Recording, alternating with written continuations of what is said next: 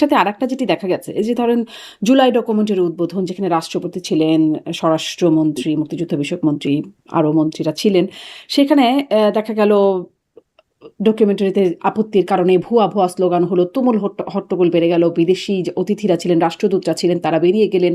পরে এনসিপি নেতারাও সেখান থেকে বেরিয়ে গেলেন। এরকম একটা অবস্থা। আরও যে আপনি বিভিন্ন জেলায় জেলায় প্রোগ্রামের কথা বলছেন বর্ষপূর্তি উপলক্ষে, সেখানেও বিভিন্ন জায়গায় হট্টগোলের এরকম খবর পাওয়া গেছে, টুকটাক সহিংসতার খবর পাওয়া গেছে। তাছাড়া ধরেন জুলাইকে ঘিরে আপনাদের যে কর্মসূচি, কদিন আগে তো খুব গুরুতর ঘটনা ঘটে গেল। সিলেট, হবিগঞ্জ, মানে দফায় দফায় এনসিপির উপর হামলা হলো। আমরা দেখছি ছাত্রদল, ছাত্র শিবির, হামলা পাল্টা হামলা লেগেই আছে, সহিংসতা লেগেই আছে। মোটামুটি একটা থেকে আরেকটা শিক্ষা প্রতিষ্ঠানে ছড়িয়ে পড়েছে। 13টির বেশি শিক্ষা প্রতিষ্ঠানে এরকম মানে এই পাল্টাপাল্টি চলছে।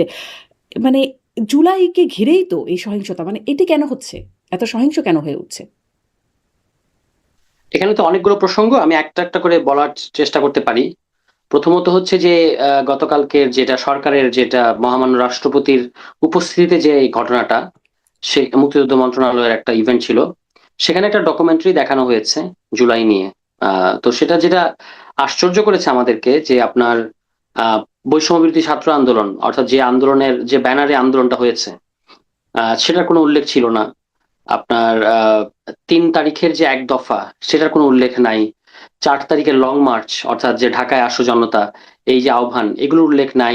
অসহযোগ আন্দোলনের উল্লেখ নাই। মানে পুরোটাই একটা বিএনপিকরণ ঘটেছিল ওই ডকুমেন্টারিতে, এবং তারেক রহমানকে আপনার এক দফার ঘোষক বানিয়ে দেওয়া হয়েছিল, যেটা আসলে ইতিহাসের বিকৃতি। এই ধরনের ইতিহাস বিকৃতি আমরা আওয়ামী লীগকে করতে দেখতাম, যে একটা সবকিছুর ইতিহাসে একটা আওয়ামীকরণ করা, সেরকম একটা ব্যাপার আমরা এখানে লক্ষ্য করেছি।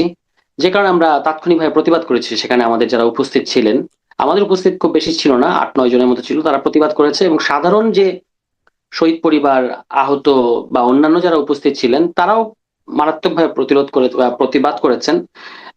এটার পাল্টা প্রতিক্রিয়ায় সরকারের তরফ থেকে সরকারের একজন প্রতিমন্ত্রী ইশরাক সাহেব, তিনি প্রায় মনে হলো যে বডি ল্যাঙ্গুয়েজ দিয়ে কথা বলার চেষ্টা করছেন। মানে আমরা তো মুখ দিয়ে কথা বলি, তিনি শরীর দিয়ে কথা বলার চেষ্টা করেছেন, যে আপনারা কি করেছেন এটা সেটা, এবং এক ধরনের হুমকি দেয়া।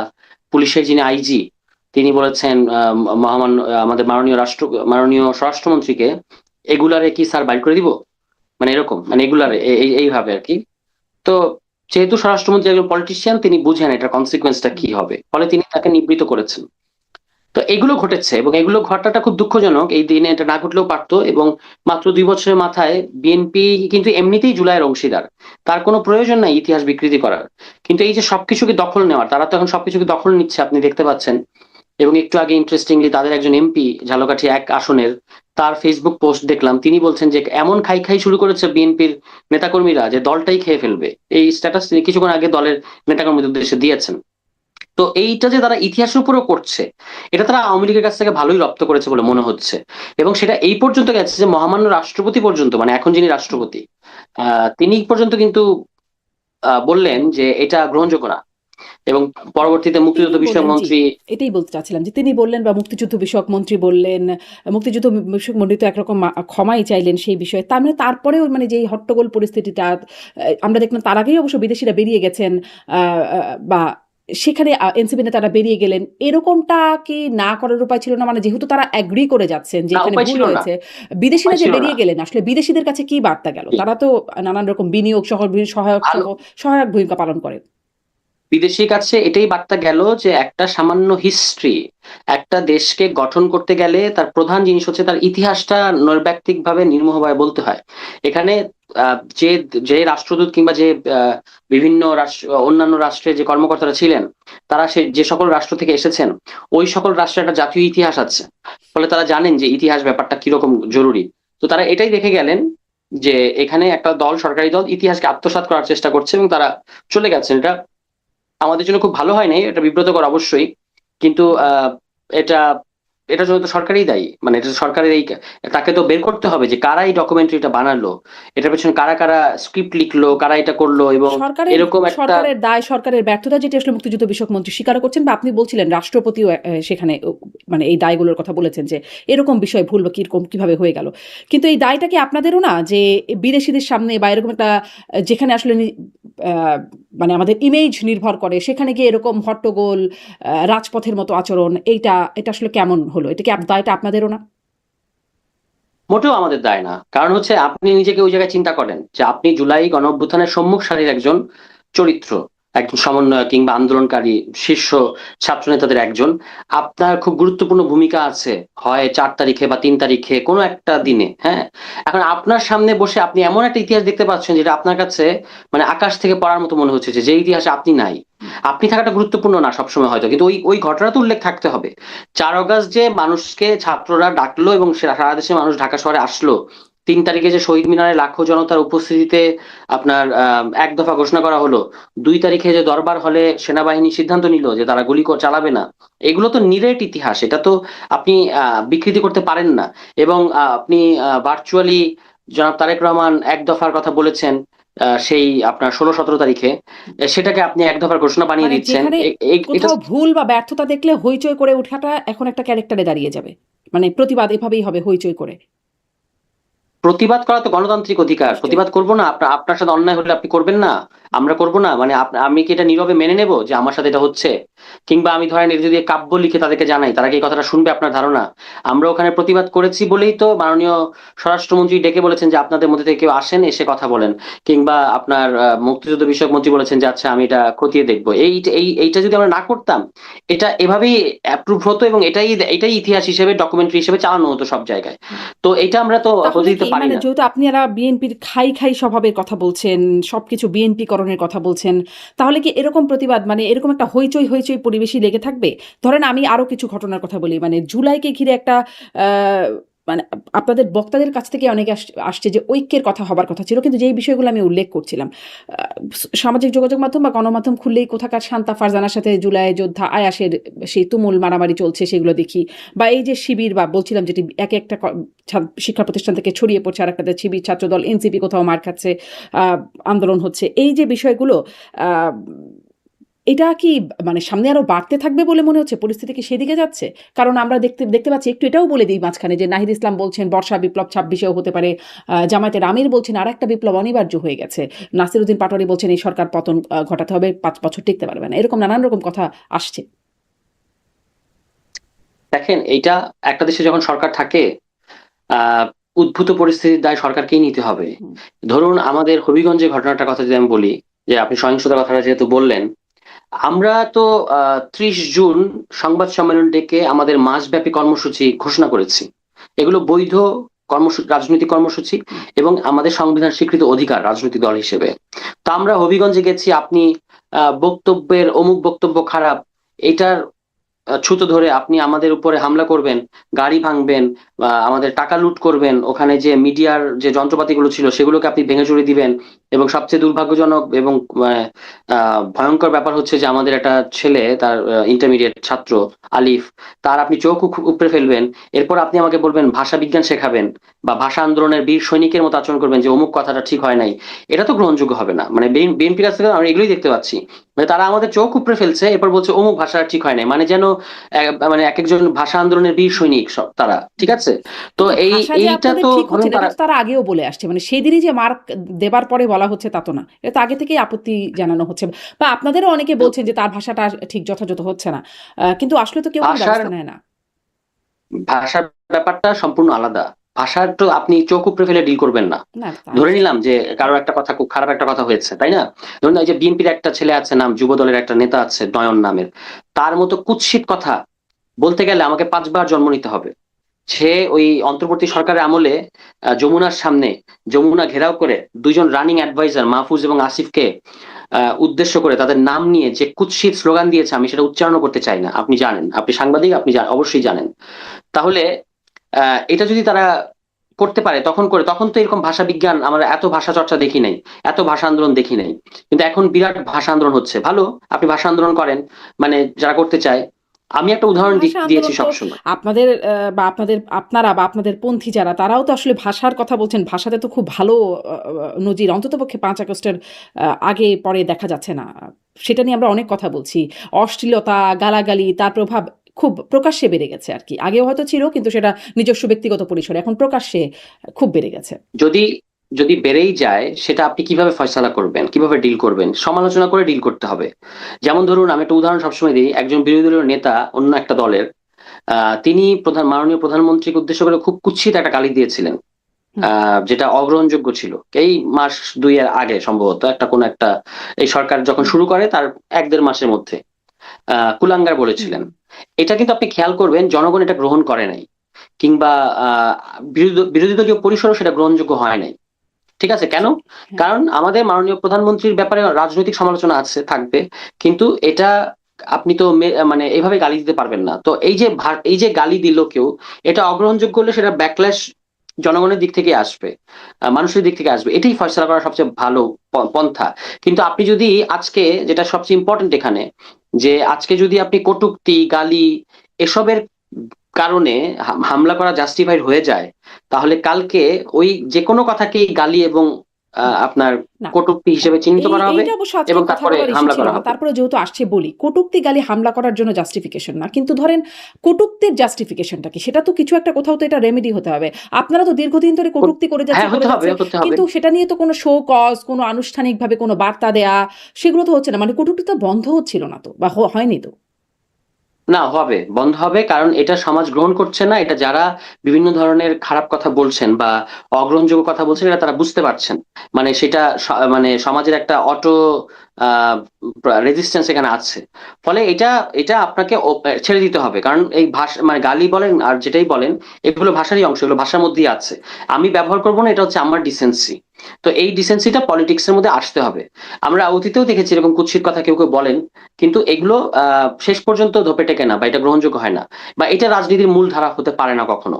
তো সেটা আলাদা বিষয়, কিন্তু কিন্তু আমি বলছি মূলধারা যে না হলেও তার আপনি যে উপরেই যখন ফোকাস হয়, লাইমলাইট পড়ে, ধরে আপনাদের যে কোনো প্রোগ্রামে তিনিই বলছেন, যিনি আসলে কুৎসিত কথা, আমি যদি বলি নাসিরউদ্দিন পাটোয়ারির উপরে মূল যে অভিযোগটা, তিনিই বলছেন, তিনিই খুব সবসময় লাইমলাইট থাকছেন, গণমাধ্যম সবসময় তার কাছেই যাচ্ছে, ফলে তার বলার জায়গাটা আরো বাড়ছে। তিনি, আপনি বলছেন যে না বলবেন না, কিন্তু ধরেন তিনি, আমার মনে আছে রমজান মাসে তিনি একটা স্ট্যাটাস দিয়েছিলেন ফেসবুকে, তিনি বলেছিলেন তিনি আর এরকম মানে এই ধরনের কথা আর বলবেন না বলে তিনি সিদ্ধান্ত নিয়েছেন। কিন্তু তারপরে সেটি তিনি অব্যাহত রেখেছেন। আবারও তিনি এই মানে এনসিপির উপর হামলার পরেও তিনি বললেন যে তিনি এখন থেকে চুপ থাকবেন। তারপরেও আসলে তিনি বলছেন, যদিও অত কুৎসিত কথা হয়তো এখন আর বলছেন কিনা জানি না, শুনি নাই। কিন্তু তিনি বলছেন। ফলে কুৎসিত কথা থামাতে আপনাদের উদ্যোগ কোথায় ছিল? আহ তিনি সম্প্রতি একটা টক শো না, মানে এরকম ধরনের একটা ইন্টারভিউর মতো, সেখানে কিন্তু নাসিরুদ্দিন পাটোয়ারি বলেছেন যে তার শব্দ চয়নের মধ্যে ভুল আছে, তাকে এটা সংশোধন করতে হবে। এটা তার, যেহেতু তার স্বীকারোক্তি, ফলে আমরা সেখানেই থাকতে চাই। এবং আমরা আশা করি যে তিনি ভবিষ্যতে যখন বক্তব্য দেবেন, তখন সে রাজনৈতিক বক্তব্য দেবেন, আহ ব্যক্তিগত আক্রমণ কিংবা এই ধরনের কিছু করবেন না। যাই হোক, এইটা হুম, ব্যক্তি ধরে আলাপ করে তো আমরা রাজনীতির ব্যাপারে আলাপ করতে পারবো না। মূলত হচ্ছে যেটা আপনার প্রশ্নের মানে প্রধান জায়গাটা ছিল, সেটা হচ্ছে সহিংসতা, হুম, যে পলিটিক্সে হুম, আবার ওকে। সহিংস পরিবেশ তৈরি হচ্ছে।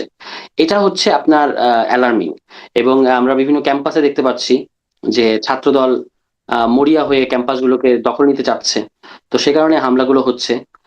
এবং আমি বোঝার চেষ্টা করছি, এই যে 13টা ক্যাম্পাসে আপনার মানে সহিংসতা সৃষ্টি হলো কি কারণে? আপনি কি মনে করতে পারেন, আপনি কি বলতে পারেন একটা একজন ইনফর্মড সিটিজেন হিসেবে এবং সাংবাদিক হিসেবে, হুম। যে খুব গুরুতর কোনো কারণ আছে এর পেছনে, যেটা মানে যেটার ছাড়া বা যেটার কারণে এই হামলাগুলো হচ্ছে, বা এটা অ্যাভয়েড করা যেত না, এরকম কি মনে হচ্ছে? আমার আম- কাছে এরকম মনে হচ্ছে আমার না। ক্ষেত্রে আমি তো মনে করতে পারি বেশিরভাগ ক্ষেত্রে ছাত্রদের মতো সংঘর্ষে কোনো গুরুতর কারণ থাকে না। এক্স্যাক্টলি। তাহলে এটা তো ছাত্রদলকে, আহ তারা যেহেতু সরকারি ছাত্র সংগঠন, দেখুন তাদের একটা, মানে একটা ভেতরে একটা পীড়া কাজ করছে আমার মনে হয়। সেটা হচ্ছে যে তারা সরকারি ছাত্র সংগঠন, কিন্তু ঠিক সরকারি ছাত্র সংগঠনের মতো একচেটিয়া আচরণটা তারা করতে পারছে না। রেজিস্ট্যান্স হচ্ছে ছাত্রদের দিক থেকে। তারা ক্যাম্পাসগুলোকে সেভাবে দখল করতে পারছে না, হলগুলোকে দখল করতে পারছে না, সেখানে গেস্ট রুম, গণরুম এগুলো করতে পারছে না। ফলে তাদের মধ্যে ওই যে সরকারি ছাত্র সংগঠনের যে একটা গরম ব্যাপার, এটা না দেখাতে পারার একটা কষ্ট তাদের মধ্যে আছে। এই কারণে তারা মাঝে মাঝে সুযোগ পেলেই, মানে তুই জল ঘোলা করলি কেন টাইপের একটা ছুতা ধরেই, আপনি দেখবেন সুযোগ পেলেই তারা হচ্ছে খুবই সহিংস হয়ে ওঠে। তারা ডাকসুর নেতৃবৃন্দের উপর একবার থানায়, একেবারে শাহবাগ থানায় হামলা করেছে, এবং এখনো আবার এগুলো আমরা দেখতে পাচ্ছি। এবং সেখানে শুধু ছাত্রদল না, যুবদলও যুক্ত হচ্ছে। হুম, এই যুবদল নেতা নয়ন, তাকে আমরা দেখেছি হেলমেট পরিহিত অবস্থায় হুম। আমাদেরকে সেই ছাত্রলীগ, যুবলীগের স্মৃতিগুলো মনে করিয়ে দিয়েছেন তিনি। তাকে ধন্যবাদ দেওয়া উচিত হবে কিনা বুঝতে পারছি না, যে তাকে যে আমরা হেলমেট অবস্থায় দেখলাম, এটা তো আমাদেরকে সেই স্মৃতিটা মনে করিয়ে অনেক দিয়েছে। স্মৃতি মনে তো পড়ছে। এগুলো সারোয়ার তুষার আরেকটু যোগ করি। এই স্মৃতি মনে করার ব্যাপারে হ্যাঁ, মানে ছাত্রলীগকে যেভাবে হেলমেট বাহিনীর মধ্যে পুলিশের মতো দেখা যেত, এই হেলমেট বাহিনী নামই হয়ে গেছিল। পরে অবশ্য জানা গেছে যে সেখানে অনেক গুপ্ত আরো অনেকেই ছিলেন। কিন্তু ছাত্রলীগ ছিল পুলিশের হেলমেট বাহিনী হিসেবে। তারপরে এখন দেখা যাচ্ছে আপনি বলছেন হ্যাঁ, ছাত্র দল আছে। আবার ধরেন ছাত্রলীগকে আমরা বলতে শুনতাম, ছাত্রলীগের সভাপতি সাদ্দামরা বলতেন যে তারা ফু দিলে ৫ মিনিটও ক্যাম্পাসে টিকতে পারবে না। এখন ছাত্র শিবিরের সভাপতি সাদ্দামদেরকে শোনা যাচ্ছে তারা বলছেন যে তারা প্রতিরোধ করলে ছাত্রদল ১০ মিনিটও ক্যাম্পাসে টিকতে পারবেন না। মানে কথাবার্তা যদি ছাত্র দলেরটাও দেখি ছাত্রলীগের মতো মনে হচ্ছে, ছাত্র শিবিরেরটাও শুনলে ছাত্রলীগের কথার সাথে মিলছে। পার্থক্যটা কোথায় তাহলে? কথায় মিললেও এখনো পর্যন্ত ছাত্র শিবির ছাত্রলীগের মতো এরকম বেপরোয়া কিংবা এরকম সন্ত্রাসী আচরণ এখনো পর্যন্ত করে নাই, এবং সেটার ক্যাপাসিটি তাদের আছে কিনা এটা নিয়ে আমার সন্দেহ আছে। কারণ ছাত্রলীগের এই সন্ত্রাস করার যে ক্যাপাসিটি এটা অনন্য, এটা খুব বেশি সবার মধ্যে আপনি এটা পাবেন না। এই কারণে দেখবেন ছাত্র দল পর্যন্ত হিমশিম খাচ্ছে, তারা সন্ত্রাস সহিংসতা করতে যাচ্ছে, কিন্তু এরকম একচেটিয়া সন্ত্রাস সহিংসতা করতে পারছে না, যেটা ছাত্রলীগ অত্যন্ত কনফিডেন্সের সাথে কবিতা লিখতে লিখতে, ওই যে আপনি যার কথা বললেন সাদ্দাম, এখন তো পালিয়ে আছেন, তিনি তো কবিতা লিখতে লিখতে সন্ত্রাস করতেন। একদিকে কবিতার বিভিন্ন উক্তি মুখস্থ করে সেগুলোকে ঝেড়ে দিতেন বিভিন্ন জায়গায়, আবার সন্ত্রাসও করতেন।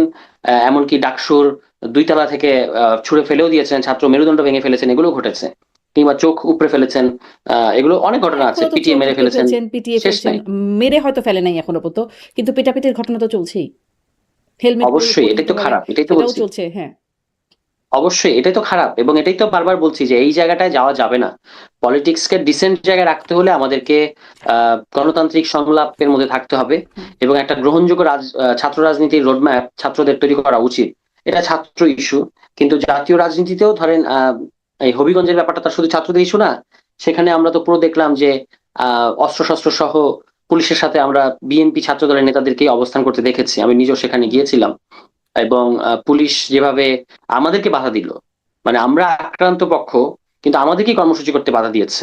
যারা আক্রমণকারী তাদেরকেই তারা সুরক্ষা দিয়েছে, তো সেই একই দলীয় আচরণ তারা করে যাচ্ছে বা করতে বাধ্য হচ্ছে, এটা বলাটা আরো ভালো হবে।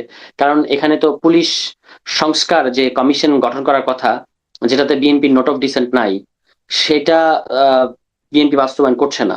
তো এই কারণে আপনার সার্বিক দিক থেকে এই ঘটনাগুলো ঘটতে পারছে, এবং পুলিশ যে পুলিশ তো নিউট্রালি সবখানেই আসলে নীরব থাকছে। ধরেন রাকসুর ঘটনাতেও যেটা দেখা গেল, পরবর্তীতে অবশ্য দেখলাম কিছু মামলা-টামলা হয়েছে।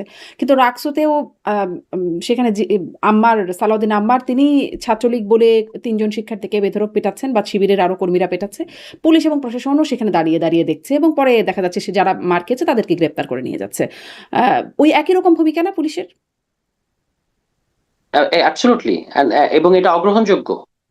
আহ, মানে ওই যে আপনি বললেন যে গ্রেফতার করে নিয়ে যাচ্ছে, তাহলে যদি ছাত্রলীগ হয়েই থাকে, মানে যাদের কার্যক্রম নিষিদ্ধ, তাদেরকে স্রেফ পুলিশের কাছে সোপর্দ করতে হবে। কিন্তু এই যে আমি নিজে মারলাম বা আমি নিজে অস্ত্র হাতে তুলে নিলাম, লাঠিসোঁটা হাতে তুলে নিয়ে মারতে চেষ্টা করছি কার্যক্রম নিষিদ্ধ সংগঠনের কাউকে, এটা কিন্তু আমার অধিকার না, বা এটা আমাকে কেউ আহ আহ, মানে এটা আমাকে অ্যালাউ করে না বাংলাদেশের আইন। ফলে বিশ্ববিদ্যালয়ের যারা ছাত্র সংসদে যারা নির্বাচিত, যেমন আপনি যে ঘটনার কথা উল্লেখ করছেন, সেখানে যার নাম আসলো তিনি তো নির্বাচিত ছাত্র সংসদের জিএস। ফলে তাদেরকে এগুলো খেয়াল রাখতে হবে, এবং এটার ক্ষেত্রে যেখানে যেখানে আইনের ব্যত্যয় ঘটেছে না, আইনানুগ ব্যবস্থা নিতে হবে। এ ব্যাপারে আহ কোনো যুক্তিতর্ক নাই। মূল বক্তব্যটা হচ্ছে যে আপনি আইনের শাসন প্রতিষ্ঠা করেন, এবং আইন যে একটা ব্লাইন্ডলি কাজ করে, ব্লাইন্ডলি মানে সে দেখে না এটা সরকার না এটা বিরোধী দল না এটা কে, সে শুধু অপরাধীকে চেনে, ঠিক আছে? সেই সেরকম আইনের শাসন আমরা প্রতিষ্ঠা প্রতিষ্ঠা করতে চাই। কিন্তু সরকার যখন নিজেই রাজনীতিকরণ করে সবকিছুকে, হ্যাঁ, তখন তো আপনি পারবেন না। তখন আপনি যখন আপনি আপনার ছাত্র সংগঠনকে প্রোটেকশন দেবেন, তখন আপনি আরেকটা ঘটনায় পারবেন না, তখন সেটা সিলেক্টিভ হয়ে যাবে, হুম। সিলেক্টিভ মনে হবে। কিংবা এখন যেটা আবারও শুরু হয়েছে যে আপনার ফেসবুক স্ট্যাটাসের কারণে বিভিন্ন জায়গায় গিয়ে পুলিশ গ্রেফতার করছে, মারধর করছে, হ্যাঁ, এবং কটূক্তির, আমি যেটা একটু আগে বললাম যে কটূক্তির অভিযোগে ডিজিটাল নিরাপত্তা আইনে গ্রেফতার করা, এটা আওয়ামী লীগ আমলে আমরা বিপুল পরিমাণ দেখেছি, এবং এগুলো আওয়ামী লীগের জন্য কিভাবে বুমেরাং হয়েছে সেটা এখন আর বলার হুম। দরকার নেই, বলার অপেক্ষা রাখে না। কিন্তু যেটা আপনার কটূক্তি, আপনি বলেছেন কটূক্তির জাস্টিফিকেশন কি, কটূক্তির কোনো জাস্টিফিকেশন নাই। কিন্তু আজকে যদি আপনি কটূক্তির কারণে গ্রেফতারটাকে আমরা জাস্টিফাই করি, কালকে ভালো কথাকেও কটূক্তি বলা হবে। ঠিক আছে, এই কারণে। আর তাছাড়া আমাদের এখানে এই আইনগুলো অত্যন্ত পিউনিটিভ আইন হয়ে থাকে, মানে ফৌজদারি আইন করা হয়ে থাকে। বা পৃথিবীর বিভিন্ন দেশে আপনি যেখানে আছেন কিংবা উন্নত দেশগুলোতে এটা কি হয় যে এটা হচ্ছে সিভিল অফেন্স। সিভিল অফেন্সকে তো আপনি ক্রিমিনাল অফেন্সের আইন দিয়ে ডিল করতে পারবেন না। তো এখানে এই আইনগুলো করাই হয় শাস্তি দেওয়ার উদ্দেশ্যে এবং বিরোধী পক্ষকে দমন করার উদ্দেশ্যে, মত প্রকাশের পরিসরটাকে সংকুচিত করার উদ্দেশ্যে। হুম। এগুলো থেকে সরকারকে বের হয়ে আসতে হবে, কিন্তু তারা, আমার কাছে মনে হচ্ছে একটা চোরাবালির মধ্যে পড়ে গেছে। এবং এখানে চোরাবালিতে পড়লে যেটা হয় যে আপনাকে যদি, আমাকে যদি আপনি বালি চাপা দেন, তাহলে আমি যদি একটু কুস্তি করতে থাকি আমি উঠতে পারবো একটা সময় হয়তো কোনো না কোনো ভাবে। কিন্তু চোরাবালিতে যদি আমি নড়চড় করতে থাকি আমি আরো তলাতে থাকবো। তো এই যে আষ্টে পৃষ্ঠে একটা ঘটনার থেকে আরেকটা ঘটনা এইভাবে আষ্টে পৃষ্ঠে সরকার যে তলায় যাচ্ছে, এটা খুব অ্যালার্মিং। এবং আমরা এখানে বিএনপি সরকার যেহেতু নির্বাচিত সরকার, আমরা চাই যে তারা তাদের মেয়াদ পূর্ণ করুক, কিন্তু সেখানে সুশাসন, আইনের শাসন, আহ কর্মসংস্থান, যেগুলো মানুষের ফান্ডামেন্টাল ইস্যু, মানে যেগুলো ফেক ইস্যু সেগুলো না, যেগুলো মানুষের মৌলিক ইস্যু। ছাত্ররা ক্যাম্পাসে মারামারি করছে কিনা এটা নিয়ে মানুষ আগ্রহী না, জনগণ আগ্রহী না। জনগণ আগ্রহী হচ্ছে জ্বালানি তেল, এটার দামটা নিয়ন্ত্রণে আছে কিনা, দ্রব্যমূল্য নিয়ন্ত্রণে আছে কিনা, আপনি বলেছেন 1.5 বছরে 1 কোটি চাকরি দেবেন, আপনি সেটা দিতে পারছেন কিনা, আপনি রাষ্ট্রীয় প্রতিষ্ঠানগুলোকে সংস্কার করছেন কিনা, ইত্যাদি ইত্যাদি। এগুলো হচ্ছে মানুষের আকাঙ্ক্ষা। এবং বিশ্ববিদ্যালয়েও জ্ঞানের একটা পরিবেশ তৈরি করা, আহ এবং ছাত্র রাজনীতির একটা গ্রহণযোগ্য রোডম্যাপ তৈরি করা, নিয়মিত ছাত্র সংসদ হওয়া, এগুলো হচ্ছে মানুষের মানে চাওয়া। এগুলোই হচ্ছে বিশ্ববিদ্যালয় জুলাই জ্ঞানের পরিবেশ গণঅভ্যুত্থানের পর। কথাটা অনেক, মানে মনে হলো অনেক দিন পরে একটা শুনলাম এরকম একটা কথা। আমরা তো শুধু শুনি যে শুনতে অনেক, এটা খুব শুধু ছাত্ররা আন্দোলনের জন্য প্রস্তুতি নাও, রাস্তায় রাজপথে নামতে হবে, ছাত্র জনতা, এইটাই শুনি। মনে হচ্ছে ছাত্রদের কাজ শুধু আন্দোলনই করা। ইদানিং কথা শুনলে সেরকমটা মনে হয়। কিন্তু আমি ওই যে সহিংসতার কথা একটু আপনাদেরই সহযোদ্ধা মাহফুজ আলমের কথা আনতে চাই। তিনি বলছেন তার পোস্টেই তিনি আসলে এখন ভাইরাল, আদারওয়াইজ তাকে খুব একটা দেখা যায় না। তিনি বলছেন জুলাই আদর্শিক অক্ষ অনুযায়ী বিভক্ত হয়েছে। ডানপন্থী জুলাইয়ের সংগঠনে ডান বিরোধীরা জায়গা পাবেন না, অডানপন্থীদের জুলাই সংগঠনে ডানপন্থীরা জায়গা পাবেন না। এটা জুলাই বন্দোবস্ত। ডান বামের বাইরে যারা যেতে চাইবেন তাদের জন্য এতে আছে শিক্ষা। দ্রুত ডান বা অডান জুলাই বেছে নিয়ে গা বাঁচান। নিজস্ব মত না থাকলে মায়ের একটাও মাটিতে পড়বে না। মানে এখন কি মায়ের একটাও মাটিতে না পড়ার অবস্থা? আসলে মায়ের চলছেই পাল্টাপাল্টি, বিভিন্ন জায়গায় বিভিন্ন ভাগে ভাগে ভাগে ভাগে মায়ের চলছে। দেখেন, উনি তো অত্যন্ত জ্ঞানী মানুষ, বিভিন্ন জায়গা থেকে বাণী দেন, মানে জনগণের উদ্দেশ্যে ফেসবুকে, সোশ্যাল মিডিয়ায় আমরা ওনার বাণী পাই। তো জ্ঞানী মানুষের অনেক কথা বলে, কিন্তু আমরা যারা প্র্যাকটিক্যাল পলিটিক্স করি, শুধু দার্শনিকতা করি না, আমাদের জায়গাটা আলাদা। আমরা জানি যে আমরা একটা কনস্ট্যান্ট ফাইটের মধ্যে আছি এবং আমাদেরকে এই পরিস্থিতি মোকাবেলা করতে হবে। হ্যাঁ, এবং আমরা চাচ্ছি যে একটা ডিসেন্ট পলিটিক্স চলে আসুক। কিন্তু মাহফুজ আলম তো সবসময় অন্যকে নসিহত দেন, কিন্তু তার মধ্যে আত্মসমালোচনাটা কম। যে এই যে আপনি যেটা দেখতে পাচ্ছেন, এই যে উনি যে ডান বাম এগুলো বলছেন, ডান বাম আবার অডান, হ্যাঁ, এগুলো শুধু আবার কয়েকদিন পরে হয়তো বলবেন অবাম। তো এরকম যারা দার্শনিক, বেশি দার্শনিক, তাদের মধ্যে এইসব এইসব প্রতিভা আছে, নানা সময় নানা কথাবার্তা বলার। কিন্তু উনাকে দেখতে হবে যে উনি 2 বছর কি কি করেছেন, সেগুলোর একটা ফিরিস্তি মানুষ জানতে চায়। যে শুধু শুধু যদি তিনি বলেন যে বাকি সবাই, আমি ঠিক ছিলাম, বাকি সবাই হচ্ছে আসলে ভুল পথে গেছে, এই কারণে জুলাইয়ের আজকে এই অবস্থা, তাহলে কিন্তু সেটা গ্রহণযোগ্য হবে না। আমাদের কাছে বহু কিছু বলবার মতো আছে, যেগুলো মাহফুজ আলমের অগ্রহণযোগ্য আচরণ কিংবা অগ্রহণযোগ্য কথা, যেগুলো আমাদের এই বর্তমান পরিস্থিতিটাকে খারাপ করেছে, কিন্তু সেগুলো আমরা চর্চা করতে চাই না, আমরা রাজনীতি করতে চাই। আমরা আশা করব মাহফুজ আলমও রাজনীতি করবেন, এই বাণী দেওয়ার চেয়ে, যেটাকে বলে আমরা বলি রাজনীতি, সেই রাজনীতিতে তিনি মনোনিবেশ করবেন। অল্টারনেটিভ করতে চাচ্ছেন তিনি। তো সেটা অল্টারনেটিভই যেন হয়, মানে সেটা যেন জাস্ট কিছু ফেসবুক পোস্ট কিংবা কিছু ফটোকার্ড বানানো, হ্যাঁ, কিন্তু ওই যে আপনি শুরুতে কিংবা অন্যকে বলছিলেন না যে নসিহত দেয়া। জুলাই আন্দোলন মানে কেন, আমি জিজ্ঞাসা করছিলাম এত হইচই কেন, এটাই কি প্রতিবাদের ভাষা কিনা? আপনি বলছেন যে তখন কি কাব্যিক ভাষা হবে? যদি আপনার থাকতো গুরুত্বপূর্ণ রোল থাকে, আপনি বলছিলেন যে যদি আপনার গুরুত্বপূর্ণ রোল থাকে সেটাকে যদি অগ্রাহ্য করা হয়। মাহফুজ আলমও তার ফেসবুক পোস্টে সেরকম লিখছেন যে তিনি আসলে অনেক কিছু করেছেন, অনেক কিছু লিখে দিয়েছেন, অনেক দফাগুলো তিনি সাজিয়ে দিয়েছেন, অনেক বক্তব্য কি রাখতে হবে সেগুলো তিনি লিখে দিয়েছেন, কিন্তু তার নামটা বা তাকে কেউ উল্লেখ করছে না। তো তিনিও, মানে কোথাও তো তাকে, তিনিও তো একটা ভিকটিম। না, তিনি, তার কথাই সবচেয়ে বেশি বলা হয় সবখানে, এবং তাকেই মাস্টারমাইন্ড বানানো হয়েছে, কখনো মাস্টারমাইন্ড, কখনো ক্যাপ্টেন, কখনো স্ট্র্যাটেজিস্ট। এই যে একটা উপাধি পাওয়ার যে একটা বাসনা, এটা সবসময় ভালো কিনা এটা তাকে দেখতে হবে, মানে তাকে বুঝতে হবে। এবং একটা যেটা বললেন যে তিনি তিনি তার কথা বলা হয় না, তার কথাটাই সবচেয়ে বেশি বলা হয়। বরং তার কথা বেশি বলতে গিয়ে যারা আসলেই মাঠে দাঁড়িয়ে থেকে মানে ছাত্র নেতা যারা হয়েছেন, যারা ফেস করেছেন তাদের কথা কম বলা হয় অনেক ক্ষেত্রে, তারা কম স্বীকৃতি পেয়েছেন।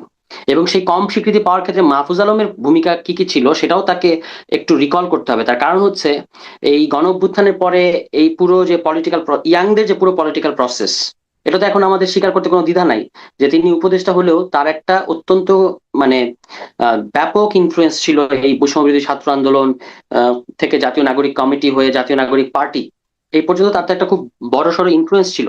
তো তিনি এই যে অনেকেই স্বীকৃতি পায় নাই, অনেকেই চলে গেছে, অনেকেই সরে গেছে, এগুলো তার কোন কোন পদক্ষেপ কোন কোন সিদ্ধান্তের কারণে এগুলো হয়েছে সেটা কিন্তু তাকে আত্মসমালোচনা আমরা তার কাছে জানতে চাই। যদি তিনি যদি আত্মসমালোচনা করেন তাহলে আমরা তাকে অ্যাপ্রিসিয়েট করবো। আর তিনি যদি শুধু সারাক্ষণ অন্যকে নসিহত দেন কিংবা রুদালিপনা করেন, রুদালিপনা মানে হচ্ছে মহাশ্বেতা দেবীর একটা গল্প আছে, খুব বিখ্যাত গল্প রুদালি। এই রুদালি গল্প হচ্ছে যারা পয়সার বিনিময়ে এসে কান্নাকাটি করে, গরিব মহিলা যারা ধরেন কোনো মরা বাড়িতে পয়সার বিনিময়ে এসে কান্নাকাটি করে তাদেরকে বলা হয় রুদালি। তো এই এই যে রুদালিপনা, সারাক্ষণ কান্নাকাটি করা, সারাক্ষণ বলা আমাকে এটা দেওয়া হয়নি, ওটা দেওয়া হয় নাই, এই হয় নাই, সেই হয় নাই, এই রুদালিপনা আমরা অনেক দেখতে পাচ্ছি এই গত 1.5-2 বছর, কিন্তু কোনো কাজে আসেনি। কিন্তু কারাই রুদালিপনা গুলো করে আপনি দেখবেন, তারাই বিভিন্ন সেমিনার সিম্পোজিয়াম দখল করে আছেন, তারাই বিভিন্ন পত্রিকার ক্রোড়পত্রতে তারাই লিখছেন, তারাই বিভিন্ন আপনার ওই থিঙ্ক ট্যাঙ্কের মধ্যে বসে তারাই প্যানেলিস্ট, তারাই আলোচক, তারাই অ্যাপ্রিসিয়েট করছেন। অর্থাৎ সব জায়গায় তারা, কিন্তু অভিযোগটা আবার তারাও করছেন, তারাই করছেন। তো এগুলো আমরা দেখেছি, দেখে আসছি। হ্যাঁ, এটা আমাদের কাছে এখন আর অত নতুন কিছু মনে হয় না। মানে তো এখন মাহফুজ আলমের কাছে একটু আরেকটু অল্টারনেটিভ মানে রাজনীতি আমরা আশা করি। এই যে মানে বিষয়গুলো যে কেউ রুদালিপনা করছেন বিভিন্ন জায়গায় তারাই তারাই আছেন, এই যে আপনি যেরকম বলছেন এটাকে বলা আরেকটা নাম দেওয়া হয়েছে জুলাই ব্যবসা।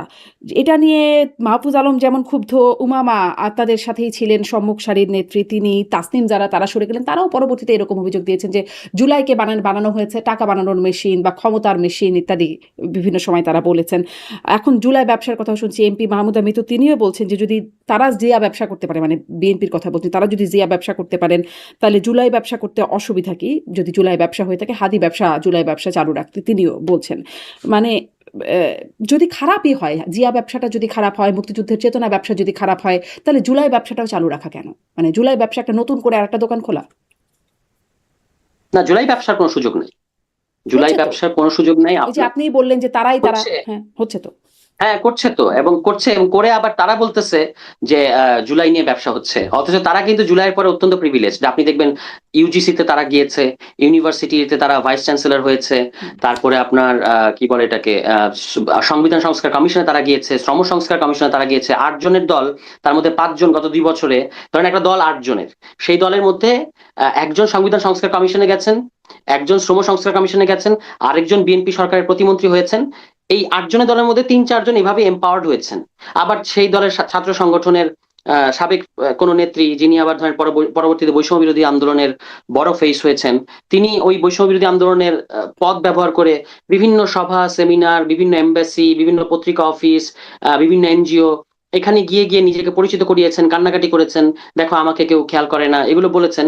কিন্তু অভিযোগটা আবার এরাই করছেন, এটাই হচ্ছে আমি বলছি মুশকিলের বিষয়। কিন্তু জুলাই নিয়ে ব্যবসা করার মানে এটা কোনো বাস্তবতা নেই এবং এটা সম্পূর্ণ অগ্রহণযোগ্য। কিন্তু যেভাবে বলা হয় যেন জুলাই ব্যবসাটা যখন জুলাই ব্যবসার কথাটা ব্যবহার করা হয় তখন এটা ইঙ্গিত করা হয় এনসিপির দিকে যে এনসিপি জুলাই ব্যবসা করছে। কিন্তু বাকি যারা এই অভিযোগগুলো করছেন আমি দেখতে পাচ্ছি ক্ষেত্র বিশেষে তারা এর চেয়ে বেশি জুলাই ব্যবসা করছেন। হ্যাঁ, কিন্তু তারা নিজেদেরকে একটা ভিকটিমের জায়গায় বসাচ্ছেন আর কি। তারাই মানে টেলিভিশনে গিয়ে বলছেন, তারাই পত্রিকায় লিখে এগুলো বলছেন, এবং এটা হচ্ছে সম্পূর্ণ এনসিপি কে ডিলেজিটিমাইজ করার একটা পলিটিক্স। আপনি দেখবেন যে পুরো 2 বছরে সবাই কে কি করেছে, কে কোথায় ছিল, এগুলো তো আমরা সবই দেখেছি। সেগুলো তো ধরেন বলতে থাকলে রাজনীতি হবে না, শুধু পরচর্চা করতে থাকতে হবে। তো আমরা পলিটিক্যাল প্রসেসটাকে আপহোল্ড করতে চাই, আমরা ঝুঁকি নিচ্ছি, আমরা রাজনৈতিক দল খুলেছি এবং আমরা সেখান থেকে জনগণের কাছে যাচ্ছি, সেখানে গিয়ে মানুষের কথা শুনছি, সেখানে আমাদের ভুলগুলো তারা বলছেন, যদি ভুল থাকে কোনো কোনো ক্ষেত্রে সেখান থেকে আমরা শিখছি, সংশোধন করছি। কিন্তু ধরুন আপনি শুধু যে নসিহত দেবেন, ফেসবুকে শুধু বাণী দেবেন, কিংবা শুধু রুদালিপনা করবেন, আমি বলছি যে এগুলো কোনো কাজে আসে না। মানে এগুলো তো মানুষের জনগণের কোনো কাজে আসবে না, বরং এটা হচ্ছে একটা স্পেসিফিক মানে অংশকে জুলাইয়ের মূলধারা বাই এনি মিনস এনসিপি, এখান থেকে কেউ কেউ চলে গেছে, কেউ কেউ ছিটকে পড়েছে, যারা বিদেশ থেকে এসেছিল, এসে পরবর্তীতে জুলাইয়ের পোস্টার গার্ল হয়ে গেছে, তাদের অনেক ক্ষেত্রে তাদের আপনার ধরেন পোষায় নাই, কিংবা তারা দলীয় সিদ্ধান্তের বাইরে গিয়ে ব্যক্তিগত ইচ্ছাটাকে প্রাধান্য দিয়েছেন, এখন তারা যদি আমাদেরকে নসিহত দেন তাহলে তো সেটা আমরা মানবো না। কারণ আমরা সংগ্রাম করে করে এ পর্যন্ত এসেছি, গণ অভ্যুত্থানের আগেও আমাদের সংগ্রামের ইতিহাস আছে, আমরা এখনো পর্যন্ত রাজনীতি করে সবচেয়ে কঠিন জিনিসগুলোকে ফেস করে করেই আমরা আগাচ্ছি এবং আগাবো, ঠিক আছে? এর বাইরে যারা এরকম অভিযোগের একটা টোনের মধ্যে থাকেন, তারা তো তাদের কাজ করবেন, তারা তো ওরকমই করবেন। কিন্তু এর আবার মধ্যে কিছু কিছু আপনি পত্রিকা, যার কথা বলছেন তার প্রসঙ্গ থেকেই টানি যে এই যে আপনাদের মধ্যে যারা আসলে জুলাইয়ের শক্তি, জুলাইয়ের পক্ষে, আন্দোলনের পক্ষে, একটু আগে বলছিলাম ছাত্র শিবির, ছাত্র দল, তারপরে এই যে এনসিপি বৈষম্য বিরোধী থেকে যারা ছিটকে গেছেন তাদের মধ্যে পাল্টাপাল্টি নানান রকম, কেউ কেউ ব্যবসা করছেন, কেউ কেউ রোদালিপনা করছেন, আবার কেউ কেউ বঞ্চিত করার জায়গায় গেছেন, এইরকম যে পাল্টাপাল্টি চলছে অনৈক্যের জায়গায় যখন দেখা যাচ্ছে, তখন মাহফুজ আলমও বলছিলেন যে এইরকম কুস্তির মধ্যেই আসলে আওয়ামী লীগ ফিরে আসার একটা পথ অনিবার্য তৈরি হবে। সেরকম একটা পরিস্থিতিকে আপনারাই তৈরি করছেন কিনা? আমি মনে করি না যে আওয়ামী লীগের ফিরে আসার কোনো সম্ভাবনা নিকট ভবিষ্যতে আছে। আপনার শোতে মাঝে মাঝে একজন আওয়ামী লীগ নেতা আসেন, উনি ভালো গান করেন দেখি, যে আবার জিম টিম করেন, আবার হচ্ছে আপনার কি বলে যেন গিটার বাজান জিমে, কি বলে ওই ওই মানে পারফর্ম করেন প্যাডের মধ্যে, এগুলো করেই ওনাদেরকে কাটাতে হবে। হ্যাঁ, আবার তাদের যারা যারা দুর্বল নেতা আছেন, মানে যাদের পয়সা টয়সা নাই, বা যাদেরকে তারা দেশের মধ্যে আহ ঝুঁকিতে রেখে চলে গেছেন, তাদেরকে ওনারা মাঝে মাঝে যেরকম খুদ করে পাঠাবেন এবং বলবেন একটা কর্মসূচি করে ছবি পাঠাও, ওনারা জনশূন্য রাস্তায় ভোরবেলা জঙ্গিদের মতো মুখোশ পরে একটা ব্যানার নিয়ে একটুখানি দৌড় দিয়ে জয় বাংলা বলে আবার গলিতে ঢুকে পড়তে হবে। এগুলোকে রাজনৈতিক কর্মসূচি বলে না। মানে এবং এরকমই তো যতক্ষণ আপনি করতো, রাজনৈতিক মানে এর আগে যখন আওয়ামী লীগ যখন ধরেন দমন পীড়নের রাজনীতিটা করতো তখন তো বিরোধী দলগুলো এরকমই করতো, তো এখন তারা আসলে তাদেরকে সেই ফ্লোর দেওয়া হবে না, তো তারা আর কি করবে? না, আওয়ামী লীগকে তো দমন পীড়ন করা হচ্ছে না। আওয়ামী লীগকে বলা হচ্ছে যে তুমি আসো এবং বিচার ফেস করো, যদি আপনার যদি সাহস তাদেরকে তো থাকে। নিষিদ্ধ করে সেটা রাখা তো হয়েছে, আপনি তাদের করছেন না। কর্মসূচি নিষিদ্ধ করে রাখা হয়েছে না, না, তাদেরকে তো সেটা তো ধরেন সেটা তার সংগঠন, হ্যাঁ কেন, মানে ধরেন একটা সংগঠনে কারোর বিরুদ্ধে যদি কোনো অভিযোগ আসে, তখন প্রথম পদক্ষেপটা কি হয়? প্রথম পদক্ষেপটা হয় যে এটা শুরু হওয়ার আগ পর্যন্ত তোমার পদ স্থগিত থাকবে, হুম। মানে তুমি কার্যক্রম পরিচালনা করতে পারবে না। এটাই করা হয়েছে আওয়ামী লীগের সাথে। আপনি দ্রুততম সময়ের মধ্যে আসেন, দ্রুততম সময়ের মধ্যে ট্রায়াল ফেস করেন, এবং যদি দেখা যায় যে আপনি নিষ্পাপ নিষ্কলুষ, এইমাত্র সদ্য প্রস্ফুটিত গোলাপ, তাহলে আপনি আবার রাজনীতি করতে পারবেন, কোনো সমস্যা নাই। কিন্তু এর আগ পর্যন্ত তো আপনার আপনার ট্রায়াল এখনো আনফিনিশড, কিন্তু আপনাকে আমি বলবো যে হ্যাঁ তুমি তোমার মতো করে যাও, আগের মতো আগের সবকিছু করো, এবং দিল্লিতে বসে প্রেস কনফারেন্স করে বলো হুম। যে বাংলাদেশে আসলে জুলাই গণঅভ্যুত্থান বলতে কিছু হয় নাই, এগুলো সবই হচ্ছে ষড়যন্ত্র, তাহলে তো আপনি বাংলাদেশে কিন্তু আবার কি হলো নর্মালাইজ হতে আসলে, কি পারবেন না। হলো? মানে দিল্লিতে বসে প্রেস কনফারেন্স যেন না করতে পারে এর জন্য সরকার বারবার দফায় দফায় বলেছে, কিন্তু কোনোভাবেই তাদেরকে মানানো যায় না। দীনেশ ত্রিবেদী ডক্টর ইউনূস সরকারের সময় থেকেই বলে আসছে, কাজ হয় নাই। এই সরকারও সম্প্রতি বেশ তৎপরতা চালিয়েছে, হুমায়ুন কবির বলেছেন, মানে উপদেষ্টা বলেছেন, পররাষ্ট্র প্রতিমন্ত্রী বলেছেন, দফায় দফায় এই বার্তাটা তাদেরকে পাঠানো হয়েছে আনুষ্ঠানিক অনানুষ্ঠানিক বিভিন্নভাবে, কিন্তু তারা আসলে কোনোভাবেই মানানো গেল না। আমাদের দেশে বলা হলো কোনো গণমাধ্যম যেন সেটার কোনো কাভারেজ না করে, এবং গণমাধ্যমগুলো কম বেশি সেটা মেনেই চললো। কিন্তু দেখা গেল যে তারা তো আসলে ঠিকই সেই প্রেস কনফারেন্সটা করলো, রয়টার্স সেটা লাইভ করলো, সব রকম আন্তর্জাতিক গণমাধ্যম সেখানে আসলো এবং সেটার কাভারেজ পেলো। তাহলে আসলে বাংলাদেশ এখান থেকে মানে তাদেরকে আটকে রেখে কি লাভ হতো? কি লাভ হলো? বাংলাদেশের তো এখানে কোনো ক্ষতি নাই, এবং এটা করে তো আওয়ামী লীগের, আপনি প্রশ্ন করতে পারেন যে আওয়ামী লীগের কোনো লাভ হয়েছে কিনা এই প্রেস কনফারেন্স করে। হুম। বাংলাদেশের কোনো ক্ষতি নাই। আপনি তো প্রশ্নটা করছেন যে বাংলাদেশের কি লাভ হলো, আসলে আমি বলবো যে বাংলাদেশের কোনো মানে ক্ষতি যদি নাই। লাভই কিন্তু না এই হয় বা যদি ক্ষতিরই সংখ্যা না থাকে তাহলে আটকানো কেন? সে বলছে যা বলুক, তাতে মানে এত কি যায় আসছে? যদি না, কোনো কারণ লাভ সে তো ক্ষতি না থাকে। তাকে তো এখন প্রায়োরিটি কোনটা? প্রায়োরিটি হচ্ছে তাকে ট্রায়াল ফেস করতে হবে। ট্রায়াল ফেস করার আগে আপনি যদি তাকে সংবাদ সম্মেলন করতে দেন, এরকম এরকম এত প্রিভিলেজড অপরাধী তো সবাই হতে পারে না যে আপনি আপনি অপরাধী কিন্তু আপনাকে আমি সংবাদ সম্মেলন করতে দেবো, বা আমি অপরাধী আমি সংবাদ সম্মেলন করতে পারবো।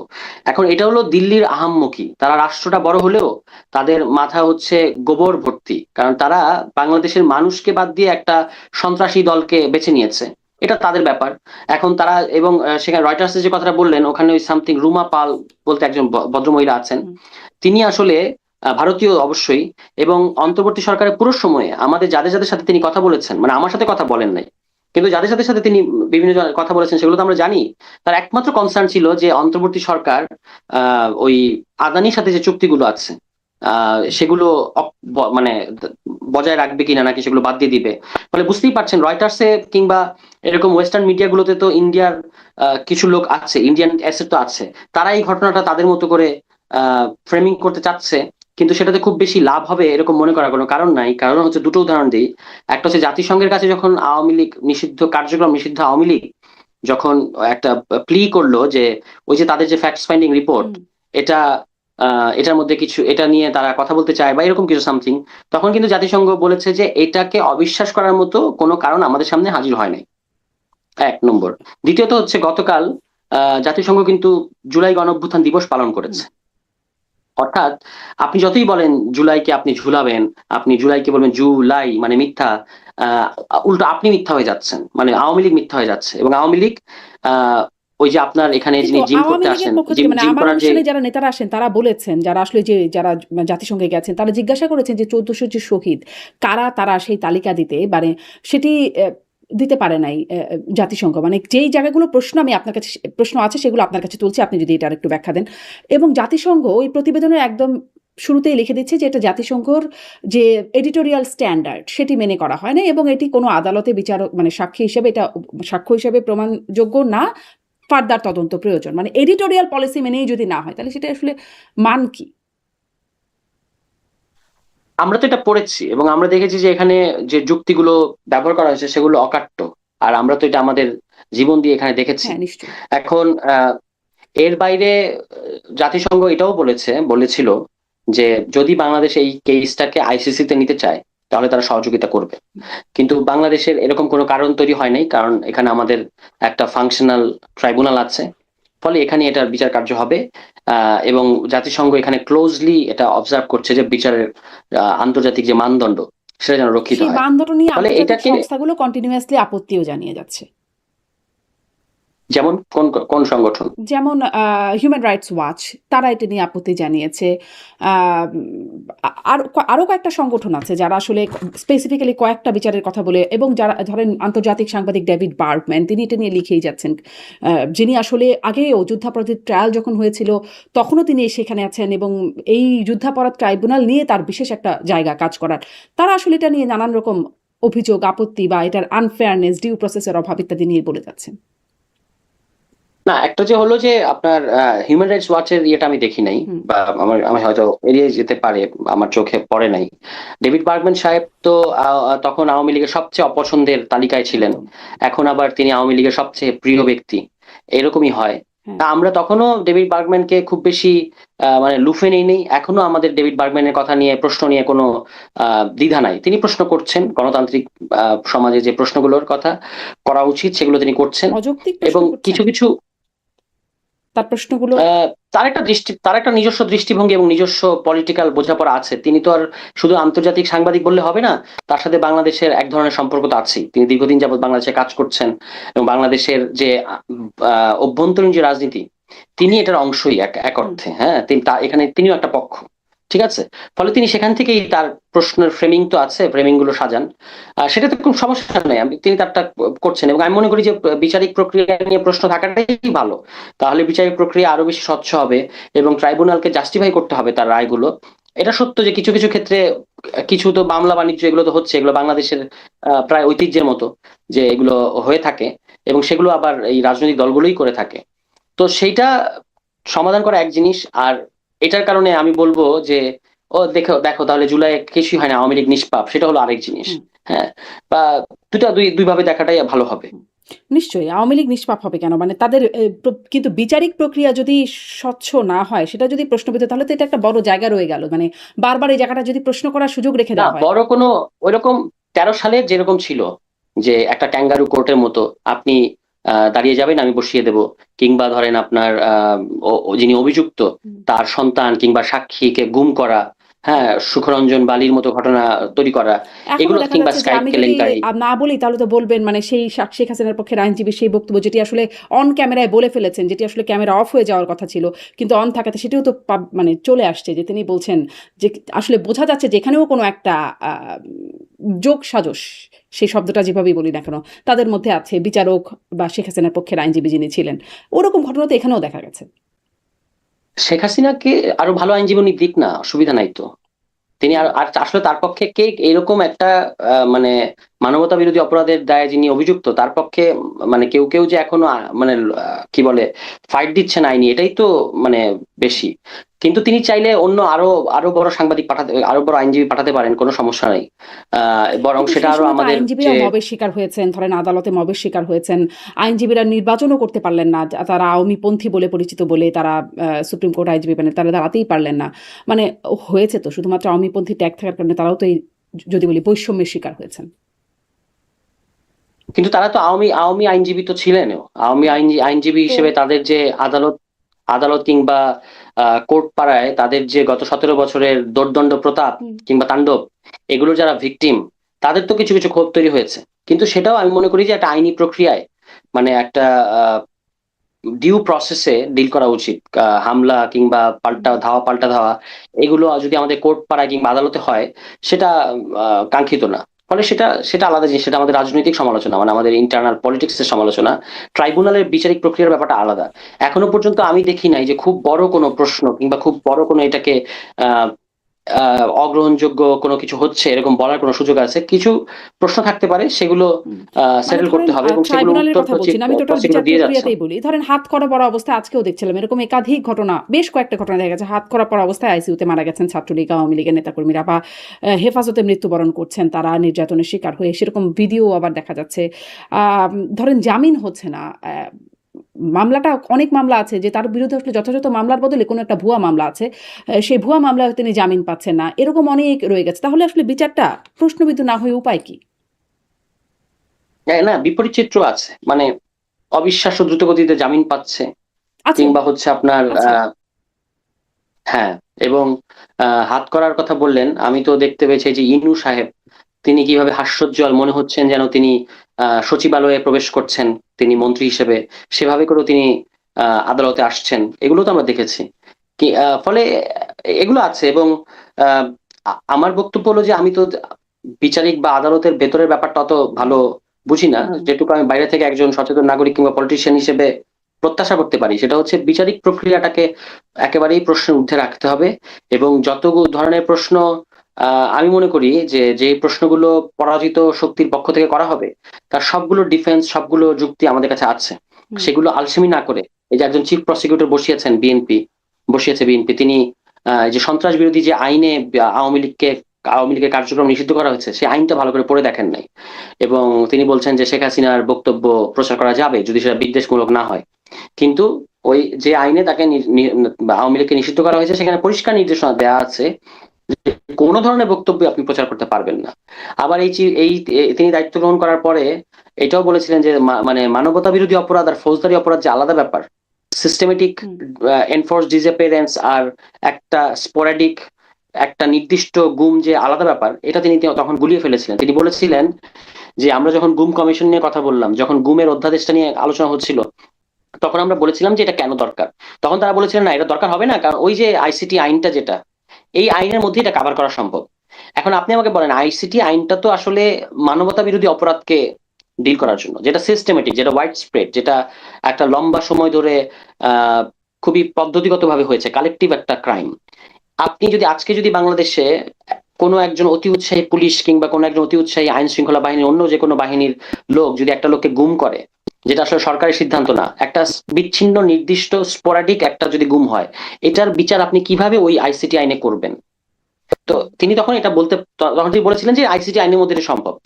একইভাবে ওই যে আহ অন্তর্বর্তী সরকারে বিএনপির গুপ্ত এজেন্ট হিসেবে যিনি ছিলেন অ্যাটর্নি জেনারেল, এখন যিনি আইনমন্ত্রী, তিনিও কিন্তু একই কথা বলেছিলেন যে এই এই আইনেই সম্ভব, আইসিটি আইনেই সম্ভব। তো এরা দেখেন 30-35 বছর ধরে নাকি আমাদেরও জন্মের আগে থেকে নাকি তারা আইন প্র্যাকটিস করেন, কিন্তু তাদের আইন সম্পর্কে এই হলো বোঝাপড়া। আমরা তো আইনের ছাত্র না, কিন্তু আমরা সামান্য পলিটিক্যাল কাণ্ডজ্ঞান ব্যবহার করেই তো বুঝতে পারছি। এই যে আমি আপনাকে ব্যাখ্যা করলাম, আপনার কাছে তো এটা কনভিন্সিং মনে হয়েছে, আপনি নিজেও বুঝতে পেরেছেন ব্যাপারটা, কিন্তু তারা দেখবেন যে বুঝতে চাচ্ছে না। কিন্তু এই ধরনের লোকেরা এখানে বসে আছে। তো এই ধরনের লোকেরা যখন বসে থাকে, তখন তো আপনার আহ যেটা আসলে দরকার নাই সেরকম বিড়ম্বনাও তৈরি হতে পারে, সেরকম হচ্ছে কিনা সেটা খতিয়ে দেখা দরকার। এবং আমরা সবসময় যেটা বলেছি যে যোগ্য লোক বসান আপনি সব জায়গায়, কিন্তু বিএনপি তো যোগ্য লোক বসাচ্ছে না। তাদের এই যে রাষ্ট্রীয় প্রতিষ্ঠানগুলো, বিভিন্ন সাংবিধানিক প্রতিষ্ঠান, সংবিধিবদ্ধ প্রতিষ্ঠান, রাষ্ট্রীয় প্রতিষ্ঠান, এগুলো হয়ে গেছে তাদের পুনর্বাসন কেন্দ্র। হুম, তাদের যে দ্বারা যাদেরকে তারা মনোনয়ন দিতে পারে নাই কিংবা যারা নির্বাচনে হেরেছে, তাদেরকে এখানে আবার পুনর্বাসন করা হচ্ছে। আমি এবার পদযাত্রায়, জুলাই পদযাত্রায় চুয়াডাঙ্গায় গেলাম, মানে অনেকগুলো জেলায় গেছি, যেমন চুয়াডাঙ্গায় গেছি, সেখানে কি আমি হতবাক হয়ে শুনলাম যে সেখানে বিএনপির যে নেতা মানে যে প্রার্থী 60,000 ভোটে 60,000 ভোটের ব্যবধানে যিনি হেরেছেন তাকে জেলা পরিষদ প্রশাসক বানানো হয়েছে। অর্থাৎ যাকে জনগণ প্রত্যাখ্যান করেছে আপনি তাকে আবার পাবলিক অফিসে বসিয়েছেন। তো এটা হলো বিএনপির জনপ্রতিনিধিত্বমূলক যে ব্যবস্থা। আমাদের গণতান্ত্রিক ব্যবস্থাটা তো জনপ্রতিনিধিত্বমূলক ব্যবস্থা। ওনারা তো বলেন যে ওনারা বহুদলীয় গণতন্ত্রের প্রবক্তা, কিন্তু তাদের আন্ডারস্ট্যান্ডিং অফ এই বহুদলীয় গণতন্ত্র হচ্ছে এরকম যে যিনি নির্বাচনে হেরে গেছেন তাকে ওনারা, এবং 60,000 ভোটের ব্যবধানে, 600 ভোট না, 6,000 ভোট না, 60,000 ভোট, তাকে তারা আবার পাবলিক অফিসে বসিয়ে দিয়েছেন। তো তারা সম্ভবত মনে করেন যে এগুলো তাদের দলীয় সম্পত্তি কিংবা পুনর্বাসন কেন্দ্র, তা এখানে তারা বসাচ্ছেন এবং যাকে মনোনয়ন সামনে দিতে আসলে পারেন নাই। রাষ্ট্রপতির নিয়োগ আছে, একটু একটু কয়েকটা জায়গায় সুনির্দিষ্টভাবে আসি। রাষ্ট্রপতির নিয়োগের তফসিল ঘোষিত হয়েছে, নির্বাচনের তফসিল ঘোষিত হয়েছে, নির্বাচন কমিশন ঘোষণা করেছে। ডক্টর ইউনূসের নামও শোনা যাচ্ছে, আর মির্জা ফখরুল ইসলামের নামও শোনা যাচ্ছে খুব জোরে সোরে, আরো হয়তো কিছু কিছু নাম আছে। আপনাদের কোনো প্রেফারেন্স আছে? দেখুন, আমি একটা একেবারেই ব্যক্তিগত মতামত দিই, এটার সাথে আমার দলের কোনো সম্পর্ক নাই, মানে এটা নিয়ে আমাদের দলীয় ফোরামে কোনো আলোচনা হয় নাই। কিন্তু রাজনীতি করার বাইরে একজন অবজারভার হিসেবে আহ এটা আমার মন্তব্য। বিএনপি যদি একটা পরিণত কিংবা ম্যাচিউর দল হতো তাহলে তারা ডক্টর মোহাম্মদ ইউনূসকে প্রধান রাষ্ট্রপতি বানাতো। কিন্তু বিএনপির সেই রাজনৈতিক প্রজ্ঞা নাই। কারণ হচ্ছে, আমি কেন এটা বললাম, এই মুহূর্তে ইন্টারন্যাশনাল যে সিনারিও সারা পৃথিবীতে, এটা ডিল করার মতো একজন মাত্র ব্যক্তি বাংলাদেশে আছেন, যিনি হচ্ছেন ডক্টর মোহাম্মদ ইউনূস। ঠিক আছে, এমনকি খলিলও তার কাছে, রজার খলিল যাকে বলা হচ্ছে পররাষ্ট্রমন্ত্রী, তিনিও তার ধারে কাছেও ঘেঁষতে পারবেন না। তো কিন্তু যে ধরনের চ্যালেঞ্জগুলো বিএনপিকে ফেস করতে হচ্ছে এবং হবে, যে ধরনের জটিল ভূরাজনৈতিক পরিস্থিতি তৈরি হয়েছে এবং হবে, সেগুলো মোকাবেলা করার জন্য বিএনপিতে তো আমি একটা লোক দেখি না। কি এমন মানে চ্যালেঞ্জ মোকাবেলা করার নজির স্থাপন করেছেন যে তিনিই একমাত্র? সবাই বলে না যে চেহারাই কাফি, আমরা কিন্তু বলি আর কি, চেহারাই কাফি মানে চেহারাই যথেষ্ট। তো তার সেই আন্তর্জাতিক এক্সপোজার এবং আন্তর্জাতিক মানে ক্যালিবার গ্রহণযোগ্যতা আছে, যেটা বিএনপি সরকারের জন্য একটা বিরাট অ্যাসেট হতে পারে। গ্রহণযোগ্যতা দিয়ে কি করলেন তিনি? তার হাতেও তো একটা সময়, 18 মাসের একটা সময় ছিল। আন্তর্জাতিক গ্রহণযোগ্যতা দিয়ে ভারতের সাথে সম্পর্ক, সেই জায়গাটাও মানে খুব কিছু হলো না। শেখ হাসিনাকে বন্ধ করা গেল না, ভারতের সাথে সম্পর্ক, ধরেন মার্কিন চুক্তিটাও করে নিতে হলো, এবং সেটি আমার অনুষ্ঠানে বলছিলেন এবি পার্টির সাধারণ সম্পাদক ব্যারিস্টার ফুয়াদ, তিনি বলছিলেন যে নির্বাচনকে রেকগনিশন পাওয়ার জন্য চুক্তি করার কোনো বিকল্প ছিল না, ফলে এই বিকল্পহীনভাবে চুক্তিটাও করে নিতে হলো। মানে এরকম আসলে কি এমন গুরুত্বপূর্ণ বা ভালো নজির স্থাপন করে গেছেন যার কারণে তাকে চেহারায় কাফি মনে হচ্ছে? অনেক কিছু করেছেন 18 মাসে। মানে অ্যাপার্ট ফ্রম ফায়ার ফাইটিং, যে ধরনের একটা ধ্বংসস্তূপে পরিণত হয়েছিল, এই ফায়ার ফাইটিং তো করেছেনই। প্রায় সমস্ত থানা ধ্বংসস্তূপে পরিণত হয়েছিল, সেগুলোকে রিস্টোর করা দ্রুততম সময়ের মধ্যে। ধরেন এই যে বিএনপি সরকারকে দেখতে পাচ্ছেন না, এই বিএনপি সরকার যদি ক্ষমতায় বসতো 5 আগস্টের পর, তারা 5 বছরই থানাগুলোকে রিস্টোর করতে পারতো না, কারণ তারা যে ক্যাপাসিটি দেখাচ্ছে। কিন্তু এই দুর্বল সরকার শুধুমাত্র প্রধান মানে ইউনূস সাহেবের ওই ব্যক্তিত্বের ভারেই এই কাজগুলো করতে পেরেছে। এর মধ্যে তারা অনেকগুলো সংস্কার প্রস্তাব দিয়ে গেছে, তারা গণভোট আয়োজন করেছে, এবং সবচেয়ে মোস্ট ইম্পর্টেন্টলি একটা আসলে সেটা তো বিএনপি সমস্যা, সেটা তো ভোটও কাজে আসে নাই, কিছুই তো সেটা তো বিএনপি সমস্যা, সেটা প্রধান উপদেষ্টা, আমি তো ইউনূস নিয়ে কথা বলছি, এটা তো ইউনূসের সমস্যা না। ইউনূস তো সাকসেসফুলি গণভোট দিয়ে গেছেন, এবং তিনি তো পাওয়ার ট্রানজিশন, যেটা সবচেয়ে ইম্পর্টেন্ট, যেটাকে বিএনপি বলে অন্তহীন প্রতারণার দলিল, তারা আসলে অন্তর্বর্তী সরকার প্রতারণা করেছেন। ইউনূস বলেছিলেন ঠিক যতটুকু সম্মতি হবে ততটুকুই ভিতরেই হবে, আসলে এই সেটার উপরেই হবে জুলাই সনদ, বা সেটার উপরেই গণভোটের আয়োজনটা হবে। কিন্তু তার বাইরে অনেক কিছু আছে যেটা আসলে সম্মতি হয় না। সব দল যতটুকু সম্মত হবে তার বাইরে অনেক কিছু আছে, ফলে প্রতারণা বলছে না। এটা তো ধরেন জুলাই সনদটা তো আমার মাথায় স্ক্যান করার মতো, মানে আমি জানি অক্ষরে অক্ষরে কোথায় কোথায় কি আছে। ফলে বিএনপির এই কথাগুলো যখন শুনি তখন আমি কি রিয়াকশন দিব আমি বুঝতে পারি না। মূলত বিএনপির এই বক্তব্যগুলো প্রতারণামূলক বক্তব্য, কিন্তু সেটা কিন্তু একটা ডিফারেন্ট আলোচনা। আমরা যদি জুলাই সনদে আলোচনা করি তখন এটা নিয়ে বিস্তারিত আলোচনা করা যাবে। কিন্তু আমি যেটা বলছিলাম সেটা হচ্ছে প্রধান, মানে আপনি ডক্টর মোহাম্মদ ইউনূসের যে কর্মকাণ্ডগুলো, এগুলো আমি মনে করি 18 মাসে যেগুলো করে গেছেন, হ্যাঁ অনেক কিছুই পারেন নাই, ডেফিনেটলি অনেক কিছু পারেন নাই, বা তাকে পারতে দেওয়া হয় নাই। তাকে যে মাত্রায় ব্ল্যাকমেইল করেছেন বিএনপি এবং অন্যান্য ক্ষমতাসীন পক্ষ, আমলাতন্ত্র থেকে শুরু করে, বাংলাদেশের কোন সরকারের বিরুদ্ধে তো সেই সরকারের আমলারা মুভমেন্ট করেছে এরকম খুব বেশি নজির নাই।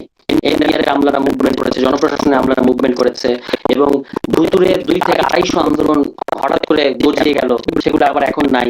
হ্যাঁ, এগুলো তো আমরা সবই বুঝি কোথা থেকে আসে। যে ওবায়দুল কাদের পলাতক বলতো না যে কোথা থেকে এলো এরা, তো এই যে কোথা থেকে এলো এরা, এটা তো আমরা জানি, কিন্তু এখন কিন্তু নাই। আপনি দেখবেন তো এর মধ্যেও যে তারা মোটামুটি কিছু জায়গায় সীমাবদ্ধতা বা খামতি বাদ দিলে সাকসেসফুলি সময়টা পার করেছেন। এবং আমি যেটা বলছি, মোস্ট ইম্পর্টেন্টলি বিচ্ছিন্ন ঘটনাগুলোকে বাদ দিলে একটা পিসফুল ট্রানজিশন, পাওয়ার ট্রানজিশনটা করতে পেরেছেন, এটা হচ্ছে তার সবচেয়ে বড় কৃতিত্ব। এবং এটা পেরেছেন আপনি 5 অগস্টের পরে কল্পনা করেন ওরকম একটা একটা সিস্টেম যেটা পুরোপুরি আওয়ামী লীগের তৈরি করা একটা সিস্টেম, এটার যিনি মানে নিউক্লিয়াস, তিনি এই দেশ থেকে পালিয়ে গেছেন এবং তারপরে এই সিস্টেমটা প্রায় কলাপস করেছে, কিন্তু তাদের অ্যাসেট গুলো রয়ে গেছে বাংলাদেশে। এরকম একটা পরিস্থিতিতে বিএনপি তো সাহস হয়নি বাংলাদেশের দায়িত্ব নেওয়ার। ছাত্ররা তো তাদেরকে সেই প্রস্তাব দিয়েছিল। আপনি যে প্রথম আলোতে যদি রিসেন্টলি স্থানীয় সরকার মন্ত্রীর সাক্ষাৎকারটা পড়েন, সেখানে কি এতদিন কিন্তু আমরা কথা বলেছি যে আমরা জাতীয় সরকারের প্রস্তাব দিয়েছি, তারা রাজি হয় নাই। এখন তো তিনি এটা স্বীকার করেছেন, তাই না, যে ওরা জাতীয় সরকার প্রস্তাব দিয়েছিল কিন্তু আমরাই বলেছি অন্তর্বর্তী সরকারের কথা। মানে অন্তর্বর্তী সরকারটা বিএনপির সরকার। এখানে শুধু ছাত্রদের ইয়েটা কতটুকু যে তারা প্রধান উপদেষ্টা হিসেবে ডক্টর মোহাম্মদ ইউনূসের নামটাকে স্টাবলিশ করতে পেরেছিল। এবং আজকেও যদি আপনি আসিফ নজরুলের সাক্ষাৎকার দেখেন, প্রথম আলোতে ধারাবাহিকভাবে সাক্ষাৎকার ছাপছে, তো এই মির্জা ফখরুল ইসলাম আলমগীর এবং আসিফ নজরুলের সাক্ষাৎকার, এই দুজনের সাক্ষাৎকার আমি মনে করি একটা ঐতিহাসিক ডকুমেন্ট হিসেবে থাকবে। কারণ আমরা তো কথা বললে সেটা ইয়ে হয় না। উনারা তো বলছেন যে এই যে প্রধান উপদেষ্টা হিসেবে ডক্টর মোহাম্মদ ইউনূসকে ছাত্ররা কিভাবে এখানে এস্টাবলিশ করেছে, এবং তারা সেনাবাহিনী বলেন কিংবা রাজনৈতিক দলগুলো বলেন, তারা কিন্তু এটা মানতে চায় নাই এবং এটা নিয়ে অনেক সময় পার হয়েছে। তো এটাই মানে অন্তর্বর্তী সরকারটা হচ্ছে একটা বিএনপির প্রজেক্ট। হ্যাঁ, ছাত্ররা এখানে ছিল এবং আপনার যেটা আমি যে কারণে আমি বলছিলাম যে এই 5 তারিখের পরে এই ওইরকম একটা ভঙ্গুর অর্থনীতি, ওরকম একটা ভঙ্গুর আইন শৃঙ্খলা পরিস্থিতি, ওরকম একটা ভঙ্গুর দেশ, এটার দায়িত্ব তো জনাব তারেক রহমান কিংবা বিএনপি নিতে চায় নাই। বিএনপি তো এই যে 1.5 বছরে তাদেরকে যে মোটামুটি একটা গোছানো জায়গায় দিয়ে গেল, এই রাষ্ট্রই চালাতে পারছে না। এই সমস্ত কারণে আমি বলছি, আমরা তো রাষ্ট্রপতি প্রসঙ্গে ছিলাম, যে বিএনপি যদি একটা প্রজ্ঞাবান দল হতো তাহলে তারা তাকেই বেছে নিত, কিন্তু তারা সেটা করবে না। করবে না কেন? কারণ তাদের দলের মধ্যে তৃণমূলে যেমন খাই খাই আছে, যেটা তাদের দলের এমপি স্বীকার করছেন, আবার তাদের দলের উচ্চ পর্যায়ে কে মহাসচিব হবেন, কে শেষ বয়সে রাষ্ট্রপতি হবেন, এগুলো নিয়েও প্রতিযোগিতা আছে, কে আপনারা কি কোনো স্পিকারটা আভাস হবেন। পেয়েছেন যে আপনার তো মানে আপনি বলছেন যে বিএনপি ম্যাচিউরড হলে ডক্টর ইউনূসকে রাষ্ট্রপতি বানাতে হবে, এখন বিএনপি সেই ম্যাচিউরিটি আছে বলে আপনার মনে হচ্ছে কিনা? আর আপনার কাছে কি মনে না, হয় নাই। কোনো মানে আপনার কাছে কোনো ধারণা পেয়েছেন কিনা বা আলোচনা শুনেছেন কিনা কে হবেন রাষ্ট্রপতি? না, আমরা যতটুকু বুঝতে পারছি মির্জা ফখরুল ইসলাম আলমগীর তিনি রাষ্ট্রপতি হবেন। এবং এটা আমি কিন্তু তাকে মনে করছি না যে তিনি অযোগ্য বা এরকম কিছু, এটা আমার বলার উদ্দেশ্য ছিল না। হুম। আহ, সেটা যেন আমার ভুল ভুল বোঝাবুঝি না হয়। আমি তাকে অত্যন্ত রেসপেক্ট করি, তিনি একজন ডিসেন্ট পলিটিশিয়ান, বর্ষিয়ান রাজনীতিবিদ। তিনি এটা ডিজার্ভ করেন না, প্রশ্নটা সেটা না। কিন্তু তিনি বিএনপির কিন্তু একটা দেখবেন কিছু রোগ আছে, আমরা বলি খাসলত। বিএনপি খাসলতটা হচ্ছে তারা দেখবেন দুটো কিছু কিছু, ওই যে বলে না যে সে পুরুষ মানুষ কোন জায়গায় আটকায়, নারী কোথায় আটকায়, এরকম বিভিন্ন কথা আছে না। বিএনপি কোথায় আটকায় এটা আপনাকে চিন্তা করতে হবে। বিএনপি আটকায় রাষ্ট্রপতি এবং সেনা প্রধান বসানোর ক্ষেত্রে ঐতিহাসিকভাবে। হুম। তারা দেখবেন যে আব্দুস সাত্তার সাহেবকে, একজন 80 বছরের বৃদ্ধ, তাকে রাষ্ট্রপতি বানানোর জন্য আপনার উপরাষ্ট্রপতি পদ থেকে তিনি যেন রাষ্ট্রপতি হতে পারেন সেজন্য সংবিধান সংশোধন করেছেন। আপনি একবার চিন্তা করে দেখেন দি অ্যামাউন্ট অফ মানে স্টুপিডিটি, যে একজন 80 ও 80+ বয়সের একজন মানুষ, যিনি উপরাষ্ট্রপতি, মানে অর্থাৎ যখন জিয়াউর রহমান সাহেব যখন শহীদ হলেন, তখন তো রাষ্ট্রপতি পদটা তার মানে খালি হলো, এখন সেখানে নির্বাচন দিতে হবে। বিএনপির ভেতরে একাংশ এবং সেনাবাহিনীরও একটা অংশ, তারা চান নাই যে শহীদ প্রেসিডেন্টের স্ত্রী তিনি এসে এই জায়গাটা গ্রহণ করুক। কিন্তু ওই যে 40 দিনের একটা ব্যাপার আছে বাঙালি বধুর, এই সুযোগে তারা হচ্ছে আপনার আব্দুস সাত্তার, যিনি তখন উপরাষ্ট্রপতি ছিলেন, এবং বাংলাদেশের সংবিধানে উপরাষ্ট্রপতি পদে থেকে আপনি রাষ্ট্রপতি নির্বাচন করতে পারবেন না, কোনো বিধান ছিল না, কিন্তু তিনি যেন পারেন এবং বেগম খালেদা জিয়াকে যেন আটকানো যায়, সেই জন্য একটা সংবিধান সংশোধনী করেছে বাংলাদেশের 6th অ্যামেন্ডমেন্ট। হুম। এই হলো 80 তাদের বছরের বৃদ্ধের কথা আন্ডারস্ট্যান্ডিং অফ বলছেন, এখন পলিটিক্স। 86 বছরের বৃদ্ধ বা আরো বেশি হয়তো হয়ে যাবেন ডক্টর ইউনূস বলি থাকলে। বলি আমি বলি আমি বলি মানে বৃদ্ধ এইটা হলো ছাড়া তাদের গতি নেই। Understanding of hmm. Politics and constitution, যে এই একজন ব্যক্তিকে এটা এক জায়গায় বসানোর জন্য তারা সংবিধান সংশোধন করে ফেলেছে। আর এখন যখন আমরা গণ অভ্যুত্থানে পরে বললাম যে সংবিধান পরিবর্তন করা দরকার, তখন তারা এটাতে দেখবে একেবারে ছ্যাঁত করে উঠলো যে না, করা যাবে না ইত্যাদি। তো এই যে রাষ্ট্রপতির এটা একটা, তারপর বি চৌধুরী, যিনি দলের প্রতিষ্ঠাতা মহাসচিব, তাকে তো আপনি দেখেছেন, আপনার মনে আছে যে কিভাবে প্রায় অপমান করে বাধ্য হয়ে তাকে রাষ্ট্রপতি পদ থেকে ইস্তফা দিতে হয়েছিল। কারণ হচ্ছে তিনি দলীয় সিদ্ধান্ত, তখন ওই যে শহীদ প্রেসিডেন্ট জিয়াউর রহমানকে শহীদ কথাটা ব্যবহার করেন নাই কোনো একটা বাণীতে হুম। কিংবা কিছু একটাতে, তখন দল চাপ দিয়ে তাকে আপনার রাষ্ট্রপতি পদ থেকে সরিয়ে দিল। এরপর তারা ইয়াজউদ্দিন সাহেবকে রাষ্ট্রপতি বানালো, সেই ইয়াজউদ্দিন সাহেবই 111-এর কারিগর। ঠিক আছে? তারপরে হচ্ছে এখন কাকে দেবে এগুলো নিয়ে বিএনপির মধ্যে টেনশন আছে, মানে ভেতরে ভেতরে যে দলের লোক দিলে আবার এই ধরনের সমস্যা, দলের লোক দিলে এখানে কি তাদের যে আচ্ছা সমস্যা ধরেন শেষ করেন, হ্যাঁ শেষ করেন, শেষ করেন। দলের একজন ব্যক্তিত্ব সম্পন্ন বড় নেতাকে রাষ্ট্রপতি বিএনপি বানাতে চায় না, আবার না বানিয়েও উপায় নাই। কেন বানাতে চায় না? কারণ তার তো দলে অনুসারী আছে, তো তিনি